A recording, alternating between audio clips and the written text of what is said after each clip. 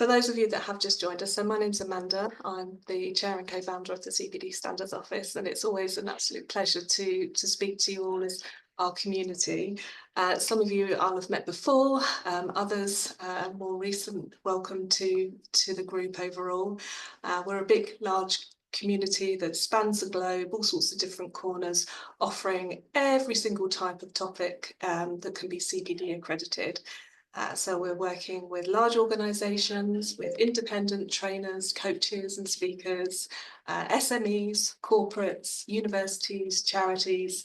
So whichever your organisation are dialing in from, it's a pleasure to welcome you today. So really, this is just an informal discussion to kind of give you a roadmap for the year ahead, and to think about how you can best position your CPD accreditation and CPD membership with us. So feel free to use the chat for some questions. If you have any particular areas that you'd like to suggest or have more queries about, then let me know. We're going to be talking for up to 50 minutes, but broadly have a conversation for about 30 minutes or so, and then some Q&A and ideally some networking. So in terms of what we've got for our membership over the next 6 months or so, we have recently launched, and we ran the pilot last week, of our new masterclass, which is British Certified Trainer. So this masterclass is next running in April 25 and September again later in the year in London. And we brought a group of our trainers and coaches together last week to give an overview of what it means to be a master trainer today, and how you can improve your skills when you're delivering, planning and executing a face-to-face training course. And the atmosphere was absolutely electric. It was brilliant to bring so many different people together and for everybody to not only learn from us, as myself and our other instructor, Arif Alabed, to look at the best practice techniques, but also to look at, well, how can we make a course the best that it could possibly be from a CPD perspective? And what is it that you can do to really draw out and create the best positive learning experience for different delegates in the room? And so the masterclass looks at learning styles, adult learning theory, what that different and rich landscape looks like, and how you should tune in to every different learning style and ability that you might have within the room. We also looked a lot at the preparation that you need to undertake in terms of the practical side of things. So understanding how best to align the title and learning objectives and the content overall, and having it with a real clear beginning, middle and end. But also being emotionally prepared as well for holding the room and being sort of an authoritative instructor, but one that is also very humble, is also somebody that's ready to learn from others, and also able to not necessarily be a know-it-all and say, yes, I know the answer to all of those different questions and queries, but to sort of learn together as a group. So the masterclass is called British Certified Trainer, and as I said, we're running it again in April and September, and we'll shortly circulate a sign-up page for waiting lists just after this session today, and we really recommend and would love to see you join us. We'll also do an online version, so looking at how to be the best online presenter and trainer that you can be, and again making that available to all of you, particularly those that wouldn't be able to travel for any reason to London to the face-to-face masterclass, but also to look at more broadly, you know, what it takes to be a great online presenter and trainer, because, you know, there are so many of us that deliver online training and deliver online sessions, but there's not really a good overall overview of what are the key skills that you need, what are the key items, how to bring it together and be the best that you can be. So can everybody still see the slides? Because I've had a couple of messages to say I can't see the slides. And can you see it in presenter mode or with next slides? Presenter mode, okay, fine, okay. All right, so just talking you through, so here is all of the group that we worked with last week, and we had providers from individuals that delivered addiction recovery training through to individuals that delivered tax and accounting and HMRC changes and training, transport, mindset, and yeah, it just went, it was absolutely lovely. It went on and on. So for those of you who would like to join us, as I said, we will be welcoming you all with a sign up link later this week. So that's one of the masterclasses that we'd like to bring to you. We've also organised a couple of extra member benefits, and your CPD advisor, your account manager, should have given you, and you should have a login to the members area on the website, on the CPD Standards website. And if you haven't, then either please message Kirsty directly on this session, or send a message to your account manager and we can get that reset. But we got some really good benefits there that can support you. And in particular, we have created a partnership with an organisation called Courseware.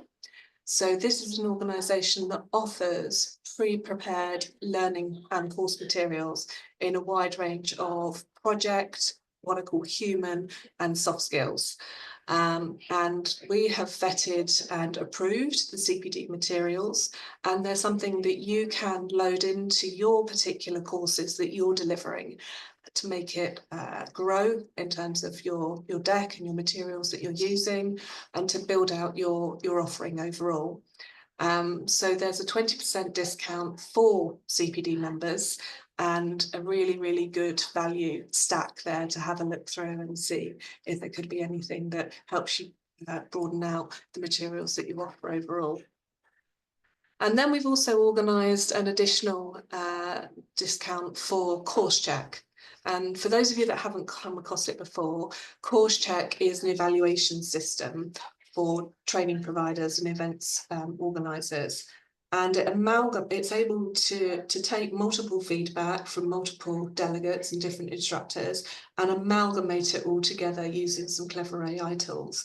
And it will give a really informed overview of how your delegates have felt and experienced the training, so giving you that immediate feedback, but also then taps into them in the slightly longer term to look at, has there been an overall impact? And so we really feel that these different tools that you've got access to here may well enhance the training materials and the experience that you give to others as a CPD standards verified provider.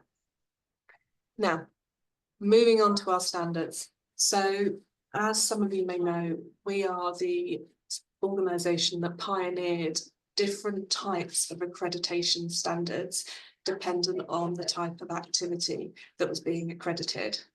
So when we were founded back in 2012, it was based on a very large research project that we'd undertaken that looked at different types of attitudes and perceptions and the undertaking of CPD overall. And we found this big chasm whereby what was at the time badged and promoted as CPD activities was not necessarily relevant to CPD policy or to the expectations and demands that individuals had for their CPD requirements for the year. And so the CPD Standards Office pioneered this new methodology, this new sets of criteria to bring alive and create a certification process whereby an individual or an organisation could be taken through it and looked at from various different angles. And so for most of you here, you'll have undertaken the process, and you know that we look at the authoritative and experienced nature of the providers, of the authors and of the trainers or coaches directly. We look at the individual learning experience for the delegate and their learning journey. from the moment that they see a course advertised and promoted as being CPD appropriate for them, through to the undertaking of the experience, whether that's online, face-to-face in a traditional classroom, or as an event, or whatever variation that is. And then looking at the processes and procedures that a provider must undertake, or the work that they're doing to make sure that the training doesn't become outdated. And the reason that we do that is that I'd often seen, and I don't know if many of you will agree with me, but back when we were doing that research, what we could see was that training providers and us as educators were absolutely fabulous at putting together training materials and delivering out to audiences. But what tended to happen if you didn't have a third-party review, or a couple of individuals or colleagues to bounce the material off, or keeping it current, was that actually the materials would slightly become outdated over the next few years. And actually the course that was being delivered started to be delivered in a bit of a vacuum. And so that's why we look at within the standards, what are you doing to keep the course up to date, and how can that be measured in some way, and how can we make sure that it's appropriate and relevant to the audience that you've got. And indeed, what other audiences might be interested in undertaking the training with you, and how can you keep it up to date and relevant for you too. Now, this year, we are launching our new, what we call ethical, behavioural and commercial standards. And this is sort of layered in over the top of the accreditation process that you will have undertaken so far. And these are guidelines that we expect our providers and you as a community to start thinking about, and to really sort of start to be aware of what does it take as a provider to make sure that you're making ethical decisions, to make sure that you're holding yourselves up to the highest conduct possible. And we've got three key pillars that these sit on. So we're looking at equality and fairness. So how are you recognising that within your organisation and across your delegate base and your client base overall? We're looking at trust and transparency in terms of communication, in terms of financial payments, and how all of that is worked through. And then accountability and obligation. The research that we did last year is really pointed out that most training providers, most CPD providers, are absolutely fantastic at delivering their training. But there are some areas whereby we really need to think about making good ethical and situational judgment decisions, and looking at, well, how do we work out when there is a sponsor or a financial incentive behind it, or whether there are any promotional products. What is it that we need to do as providers of education in today's environment to make sure that they get the best that they can from a client side perspective, and make the right decisions. And I'm sure all of you will agree with me that slowly we are working in a world whereby we do need a greater sense of transparency, and we need to show how we're working ethically across our area overall. So that's our new code of commercial, behavioural and ethical standards. And we'll be circulating all of those to you. We invite feedback, we invite your comments and suggestions, and we're delighted to be raising the standards in this area, but in partnership with you as a community overall. So that's an area whereby we're really hoping to help pioneer raising the bar constantly of the CPD provision, and how that works across the whole marketplace. The next thing we've done is really improve the assessment support that you receive when you're working through the assessment process and the certification and accreditation side of things. So we had a lot of feedback that, we've got quite a few questions here and quite a long form here to fill in, and, asking me about lots of different areas, but I'm not quite sure how to answer, or I don't have a template for a disability discrimination policy, or I don't have a marketing plan. So what we've done is taken the time to put together over 30 different fact sheets and guidance notes, so that when you're going through our assessment process, whether that's the long process that you're working through for the first time, or the slightly shorter one when you're submitting additional courses and training events and online provision, you have then a huge number of guidance notes that help steer you in the right direction and make sure that you are able to not only just tell us about the training provision that you're offering, but actually be able to use our guidance to really grow it into potentially something that is better and gives you a sort of broader understanding of what we're basically looking for overall, and how we can help you become the best provider that you can be. So we have different, these are broken down differently for the training course, event, online recorded courses and evergreens, and then live stream sessions and webinars and Zooms, and then also for our speakers and for our coaches overall.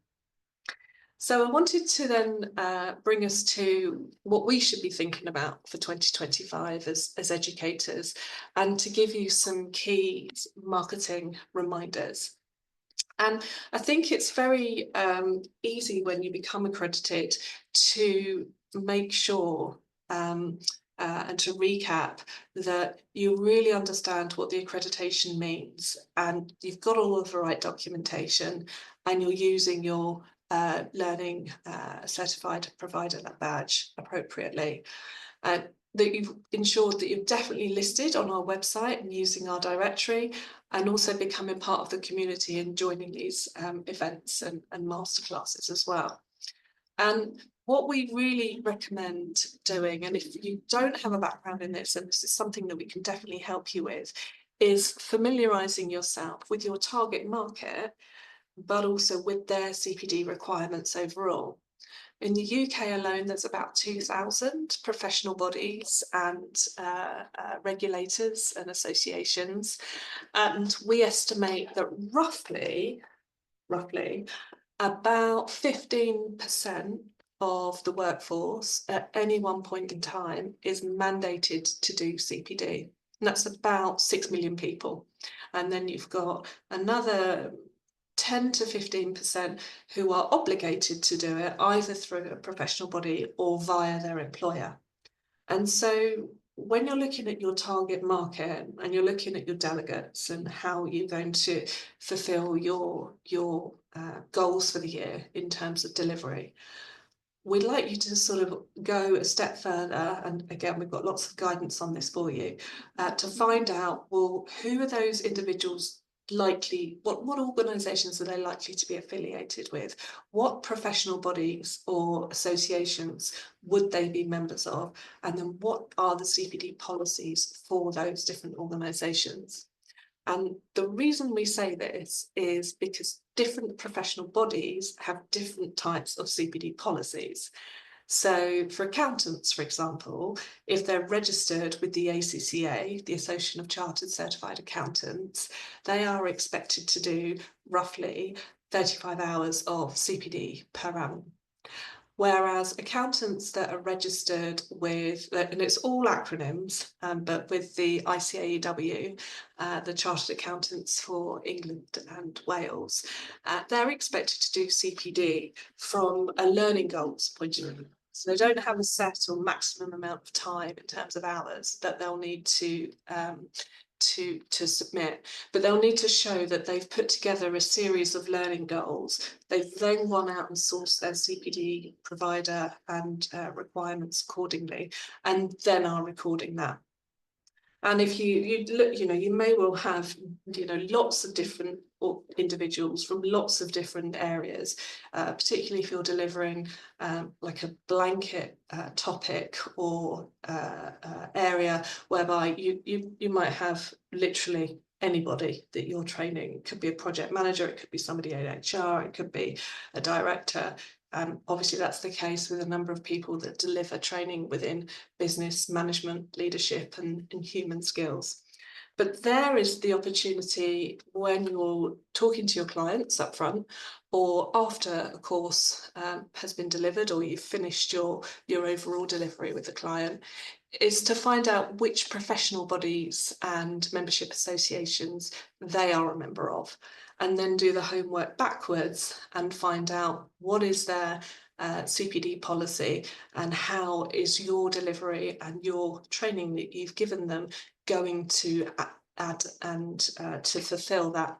Because then what you can do once you sort of understand that landscape is then become a lot more targeted in how you promote yourself and look out for where these particular tribes of people are joining together and grouping together.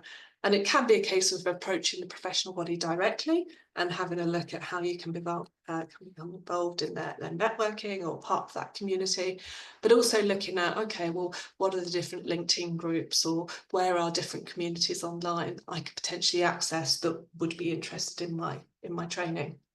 So it really is a case of not just understanding your accreditation, but also familiarising yourself with your own CPD landscape, and then making sure that you integrate it. So you're using the marketing methodologies and tips appropriately, and then displaying yourself as a provider and using the badge wherever you can, and making sure that it's promoting the number of points or particular hours that your course is worth. The next thing is to look at if your internal staff know about CPD. So once you become CPD accredited, if you're an organisation that has a separate sales team or a separate marketing team to the providers, the instructors, the authors themselves, you need to make sure or think about how you're going to include the CPD approved status in that sales pitch, in that marketing delivery. And we have fact sheets that you can circulate to your colleagues, but it's really thinking about how you can use that in the value proposition that you're giving and communicating to draw clients to you, to bring returning clients back.